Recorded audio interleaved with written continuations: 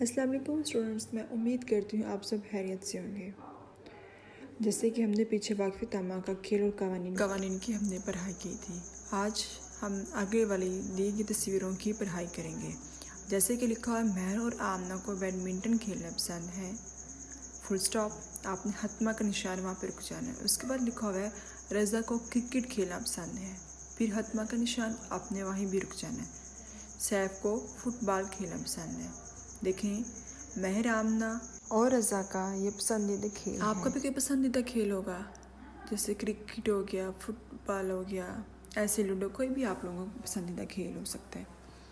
आपने किसी सफ़े के ऊपर अपना पसंदीदा खेल का नाम लिखना है। बेटा देखिए, इसमें एक सवाल निकल रहा है कि आपका पसंदीदा खेल कौन सा है। आप अपने पसंदीदा खेल का नाम लिखें। ये दो तीन मुख्तलिफ किस्म के सवाल निकलते हैं, जो कि इसका आंसर एक ही है कि मेरा पसंदीदा खेल फुटबॉल है, मेरा पसंदीदा खेल क्रिकेट है। जो आपका पसंदीदा खेल होगा उसके बारे में आप लिखेंगे कि सिर्फ सफ़े के ऊपर। उसके बाद नीचे लिखा हुआ है, पाकिस्तान का कौमी खेल हॉकी है।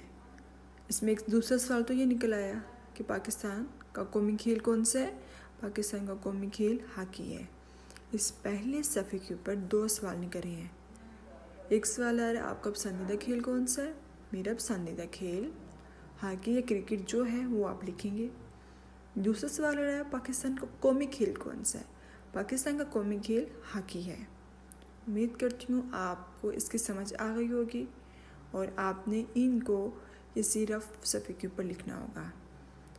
इसके साथ आपने मुश्किल अल्फाज जो है उसको अंडरलाइन करना है, जैसे बैडमिंटन, क्रिकेट, फुटबॉल, रज़ा, महर, इन सबको आपने अंडरलाइन करना है।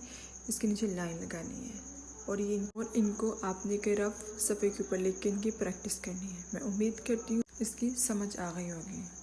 अपना ख्याल रखिएगा बेटा। अल्लाह हाफिज़।